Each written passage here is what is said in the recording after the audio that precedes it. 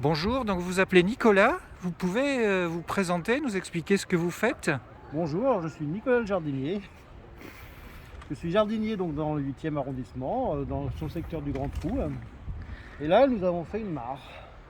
D'accord, et c'est quoi cette mare alors? Alors, c'est une mare un peu spéciale. C'est pas une mare à poissons. C'est pas fait pour accueillir des poissons ou même des grenouilles.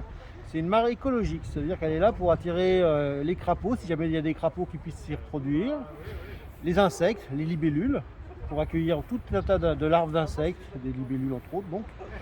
Et puis aussi pour apporter de l'eau en été aux oiseaux. Parce que maintenant, quand il y a des canicules, nous n'arrosons plus, on n'a plus le droit d'arroser. Et les oiseaux, avant, ils buvaient l'eau de l'arrosage. Et comme il n'y a plus d'arrosage, les oiseaux, ils ont soif en été. Donc on essaye de faire des mares un peu partout pour qu'elles puissent s'abreuver. Et comment elles s'alimentent ces mares? Alors là, on l'a remplie pour une première fois avec un tuyau. Mais sinon, normalement, elle est censée s'alimenter par gravité. L'eau, elle va en fait couler tout autour de la mare et elle va venir remplir la mare. Alors, il est possible que ça ne suffise pas et qu'on soit obligé quand même de la remplir de temps en temps, mais elle n'est pas censée être pleine toute l'année. En Bon. été, elle est censée quasiment être à sec. Donc normalement, le niveau va baisser et en été, il y aura juste de l'eau au milieu, là où le trou est le plus profond, parce qu'il y a plusieurs paliers. La plus grande surface de partie de la mare, il y a 10 cm de profondeur, donc ça sera sec l'été. Et puis après, on descend progressivement et on arrive à 90 cm. D'accord. Et les larves, s'il n'y a plus d'eau, elles vont mourir là? Non, parce que dans le trou qui fait 90 cm de profondeur, on a mis plein de pierres qu'on a empilées en laissant des espaces entre les pierres. Donc là, il restera un peu d'eau, il va y avoir de la vase qui va s'y mettre.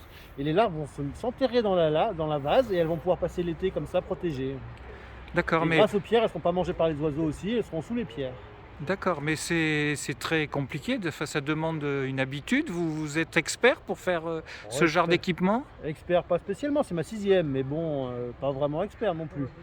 Par contre, c'est vrai que plus on en fait, moins on fait d'erreurs. Parce que forcément, à chaque fois, on fait quelques erreurs et on apprend de ces erreurs. Donc, au bout d'un moment, effectivement, ça commence à rentrer.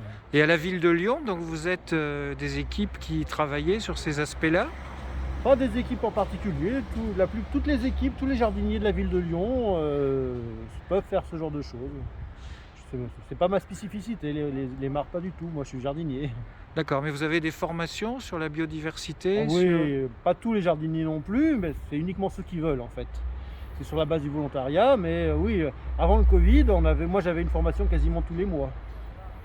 Oui, d'accord, donc vous êtes vraiment très intéressé par ces aspects-là. Bah oui, ça complexifie le travail, mais ça le rend beaucoup plus intéressant aussi. D'accord, C'est quand même plus intéressant de faire ce genre de choses que de tailler au taille-haie, de tondre, et puis c'est tout.